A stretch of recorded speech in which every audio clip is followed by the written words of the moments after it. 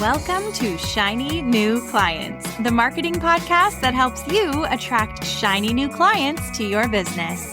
We'll talk about social media, what makes people buy, how to go viral, and marketing psychology, all in 20 minutes or less. Whether you're a coach, a stylist, or a wedding planner, if you've got a service-based business to sell, this is the show you need to fill your calendar. I'm Jenna Warriner, your new marketing coach, and this is Shiny New Clients. Lessons from a multiple six-figure roadside lemonade stand. Does that sound impossible? Far-fetched? Far beyond your reach? Well, to be honest, I totally made it up. There's no lemonade stand. But hear me out.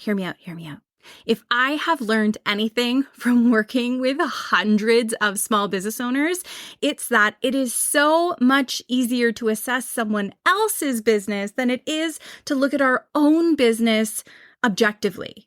We can look at someone else's messaging and poke holes in it. We can look at someone else's content and immediately know how to make it stronger, how to give it a better hook, how to make it 10% better. But then when we have to look in the mirror and look at our own businesses, it is so hard because you spend all day inside your business. And it's not just you, it's everyone. And this is why we have coaches and this is why we have masterminds. It's a thing. It can be so tricky to look at our own businesses. So let's look at a multiple six-figure lemonade stand instead. By the way, if you're new here, hello, I'm Jenna. I own a social media management agency. I do a lot of public speaking, and I'm a marketing coach in my program, Magic Marketing Machine, where I help service-based business owners get clients from Instagram, spend less time on their phone, and make amazing content. Speaking of content, if you had a lemonade stand, would you pop that little rickety wooden stand up in a suburban neighborhood with only a little bit of foot traffic and expect people to come to you? Would you think the "if you build it, they will come" mentality and just assume that word would get out? No, you probably wouldn't. You'd probably have some sort of advertising or marketing initiative. You would tell everyone. You would network. You would go to busier areas and where your ideal customers were hanging out, get their attention, and make sure they knew to stop by your quiet street on their way home from work for a tasty cup of sugary sweet lemonade. You'd get the word out about your lemonade stand, and every action you took in trying to get the word out and make people aware of your business is basically what we would call top of funnel. It's shouting from the rooftops what you do, who you help, where your location is, how delicious your recipe is, and trying to get people's attention. You're going to try and get in front of 100 people, hoping 10 of them come and swing by for a visit to check you out. All that outreach would be your top of funnel marketing. You would never just sit there and hope that your referrals were strong enough or hope that people found out about you or stumbled by your stand by accident. You would take initiative. Here's where you can reflect on your own business. Where are you taking initiative to help people discover you? Where can you go hang out in front of your ideal clients? How can you get their attention? How can you get the attention of 1,000 people so that 100 will want to learn more about you, get to know you, and then 10 of them will make that leap and work with you? Here's another one. Say someone walks up to your lemonade stand. Try and picture that moment legitimately. What would you say when they got there? What's the first thing that you would say? Yeah, hello. You'd probably say hello. You'd probably say, how are you? Oh, are you over there on Regent Street? Ah, yeah, awesome. Nice to meet you. We must be neighbors. You would spend a few minutes building rapport and connecting with them. And then I bet your natural inclination would not be to start listing off flavors and listing off prices. Try and think about it. What would your very next natural move be if you're standing behind this stand? Yeah, your next move is going to be to ask them what they like. And right there is the entire secret to sales conversations. Sales conversations aren't you telling people things. Sales conversations are you asking questions, figuring out what that person in front of you wants and where they fit into your business and your offers. Let's keep going. Is this working for you? It's so much easier to run this lemonade stand than your own business, isn't it? I get that. Okay, so say you drop a new flavor. We're serving up some tangy raspberry lemonade. How about raspberry slush lemonade? I don't know how you do it. Maybe you got a generator, plugged a little generator, poured it full of gasoline. We're going big. So we've got a slushy machine on site. I don't think any lemonade stand owner worth their salt is going to add something to their offer list, add a flavor to their menu, and not go out there and tell people about it. And you know what? When you're telling people about this flavor, you're not going to be scared either, because you know they're going to love it. You know that when they taste it, their mouth is going to water. They're going to be cooled off. It's going to be so refreshing. They're going to love it. So you'd never even be scared to sell it. You would flyer the neighborhood. You'd put a giant sign up on your stand. You would get the word out. You'd tell people. You'd have a coupon. And when someone buys something, you'd give them a half-off coupon for their next. Like, you would be going all out trying to get people to buy this raspberry lemonade. You would never just say, add that new offer to your website and assume people were going to find it. You would take initiative. If you're feeling called out right now, that's so normal. You know how many business owners out there will create a new freebie or a new lead magnet and then they'll mention it once and then beat themselves up because no one downloaded it? No. That's not how it works.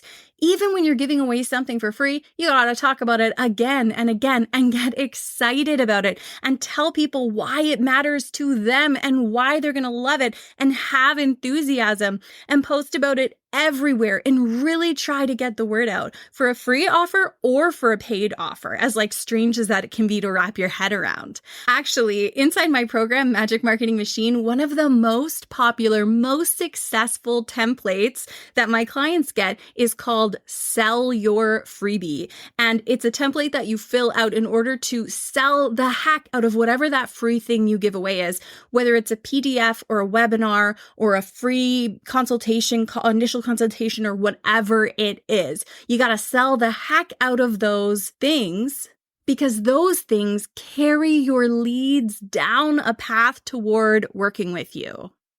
I've got more. Oh, I've got more. This might be overwhelming. I've got so many more things you wouldn't do with your hypothetical lemonade stand. All right, if it got cold out and people started coming up to you and saying, man, lemonade sounds nice, but you know what I'd really love is a mug of hot chocolate, a mug of hot cocoa with maybe some marshmallows and sprinkles, really jazz it up. You know what you wouldn't do? You wouldn't take offense to that. You wouldn't believe it has anything to do with you or your value as a person. You would just take it for what it is, which is a market demand.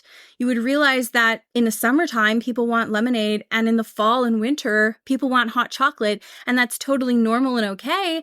And then you'd probably pivot, and then you'd make your next 6 figures as a hot chocolate stand. I was going to say hot dog stand accidentally. I don't know about that. 2 businesses at a time here, Jenna. This one might resonate with you and it might not, but I've seen this one time and time again. So say you're working your lemonade stand, you got your cute little apron on, you're living your best life, and your lineup was going down the block. You know what you wouldn't do? You wouldn't say, my business is so successful, I better stop all marketing initiatives and go around and take down all those flyers that I tacked to bulletin boards and taped to hydro poles and stop marketing because my lineup is long enough. Because if you worked at a lemonade stand and you saw how much your customers ebb and flow and how the lineup can be full of people and then can later thin out, you would recognize that more marketing is always better.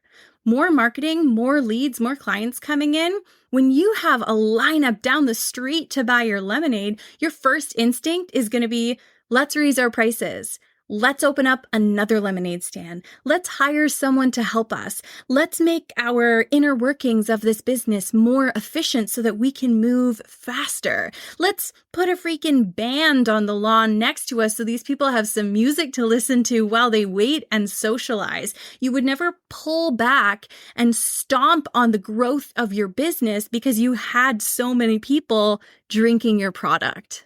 And yet, so many small business owners and service providers, I think it comes down to, our mindset. We reach our capacity and we get scared and we pull back instead of growing and finding a way to grow with our business and to let it ebb and flow and to embrace that because it's scary. I get that.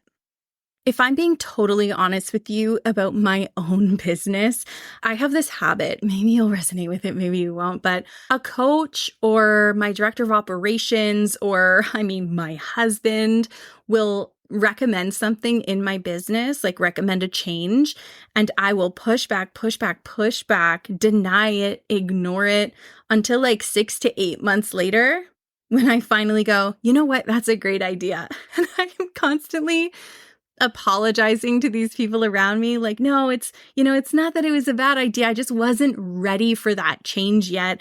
And sometimes it takes me months and months to kind of process a new idea, especially because when you're inside your own business, ideas can feel very big and changes can feel monumental. Even if to someone else they're obvious or simple or not as big a departure from what you're doing as it feels like it is for you. So I don't mean to attack you with these lemonade stand comparisons.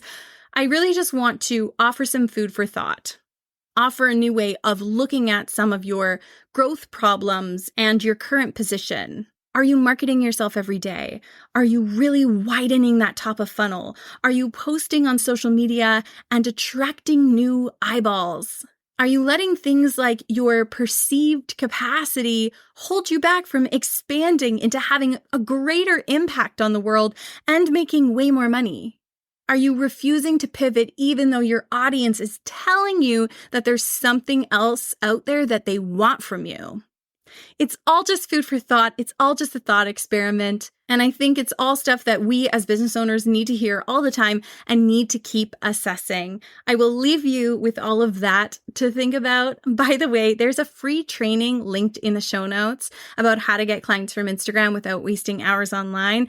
If you're thinking about working with me inside Magic Marketing Machine, watch that training. And after I tell you the exact strategy my clients use to have monstrous business and growth wins inside the program, the video will tell you all about Magic Marketing Machine and how you can come join us inside. That's all from me. I will see you in the next one.